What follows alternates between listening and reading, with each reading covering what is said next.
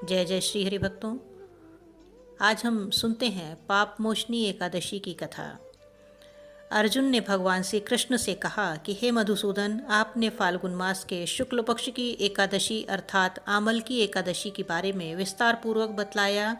चैत्र माह के कृष्ण पक्ष में आने वाली एकादशी का क्या नाम है तथा उसकी विधि क्या है, कृपा करके आप मेरी बढ़ती हुई जिज्ञासा को शांत करें।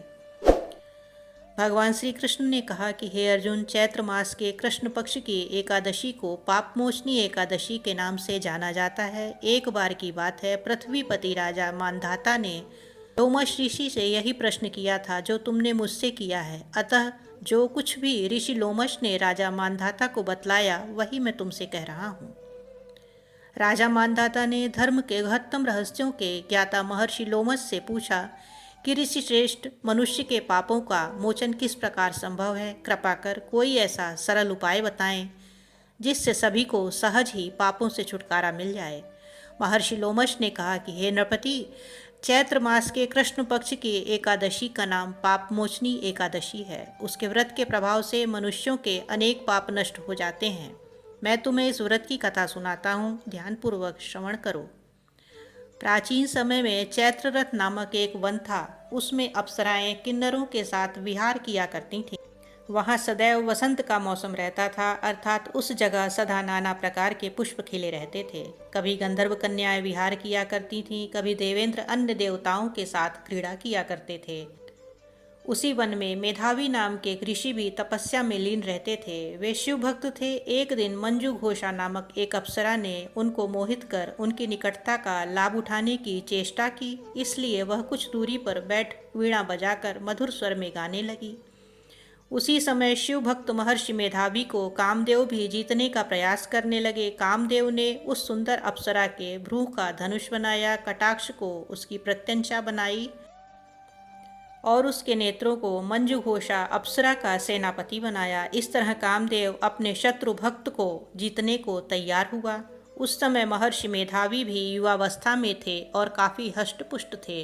उन्होंने यज्ञोपवीत तथा दंड धारण कर रखा था। वे दूसरे कामदेव के समान प्रतीत हो रहे थे। उस मुनि को देखकर कामदेव के वश में हुई मंजू घोषा ने धीरे धीरे मधुरवाणी से वीणा पर गायन शुरू किया तो महर्षि मेधावी भी मंजू घोषा के मधुर गाने पर तथा उसके सौंदर्य पर मोहित हो गए। वह अप्सरा मेधावी मुनि को कामदेव से पीड़ित जानकर उनसे आलिंगन करने लगी। महर्षि मेधावी उसके सौंदर्य पर मोहित होकर शिव रहस्य को भूल गए और काम के वशीभूत होकर उसके साथ रमण करने लगे।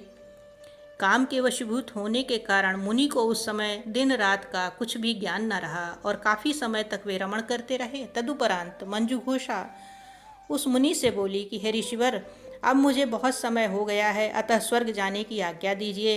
अप्सरा की बात सुनकर ऋषि ने कहा कि हे मोहिनी, संध्या को तो आई हो, प्रातःकाल होने पर चली जाना।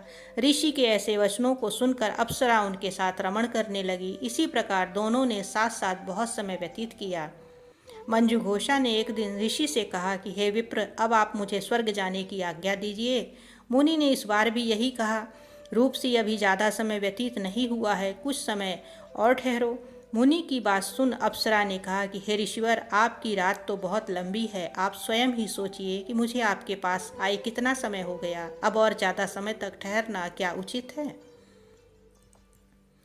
अप्सरा की बात सुन मुनि को समय का बोध हुआ और वह गंभीरतापूर्वक विचार करने लगे। जब उन्हें समय का ज्ञान हुआ कि उन्हें रमण करते हुए 57 वर्ष व्यतीत हो चुके हैं तो उस अप्सरा को वह काल का रूप समझने लगे। इतना ज्यादा समय भोग विलास में व्यर्थ चला जाने पर उन्हें बड़ा क्रोध आया। अब वह भयंकर क्रोध में जलते हुए उस तप नाश करने वाली अप्सरा की तरफ भ्रुकुटी तान कर देखने लगे। क्रोध से उनके अधर कांपने लगे और इंद्रियां बेकाबू होने लगीं।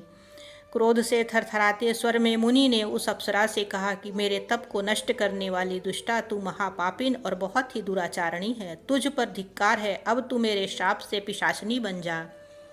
मुनि के क्रोधयुक्त शाप से वह अप्सरा पिशाचनी बन गई। यह देख वह व्यथित होकर बोली कि हे ऋषिवर, अब मुझ पर क्रोध त्याग कर प्रसन्न होइए और कृपा करके बताइए कि इस शाप का निवारण किस प्रकार होगा। विद्वानों ने कहा है, साधुओं की संगत अच्छा फल देने वाली होती है और आपके साथ तो मेरे बहुत वर्ष व्यतीत हुए हैं, अतः अब आप मुझ पर प्रसन्न हो जाइए।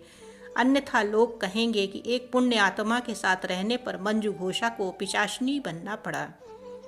मंजू घोषा की बात सुनकर मुनि को अपने क्रोध पर अत्यंत ग्लानि हुई, साथ ही अपनी अपकीर्ति का भय भी हुआ। अतः पिशाचनी बनी मंजू घोषा से मुनि ने कहा, तूने मेरा बड़ा बुरा किया है, किंतु फिर भी मैं तुझे इस श्राप से मुक्ति का उपाय बतलाता हूँ।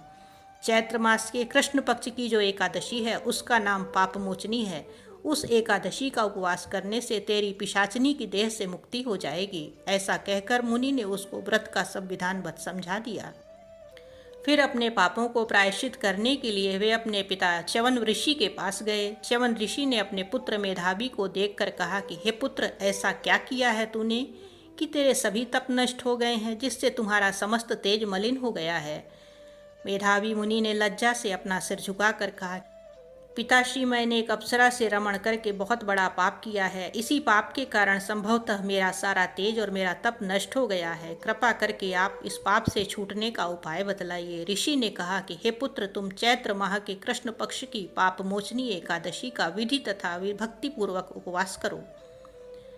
इससे तुम्हारे सभी पाप नष्ट हो जाएंगे। अपने पिता च्यवन ऋषि के वचनों को सुनकर मेधावी मुनि ने पापमोचनी एकादशी का विधिपूर्वक व्रत किया। उसके प्रभाव से उनके सभी पाप नष्ट हो गए।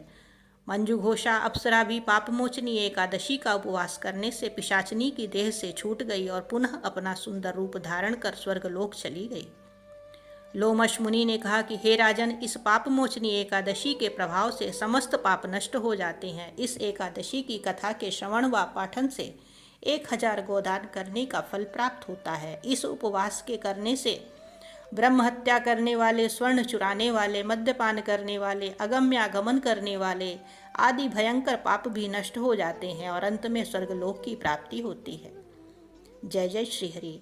इसी के साथ हम आपसे विदा लेते हैं। मिलते हैं जल्दी ही किसी धार्मिक एवं पौराणिक कथा के साथ।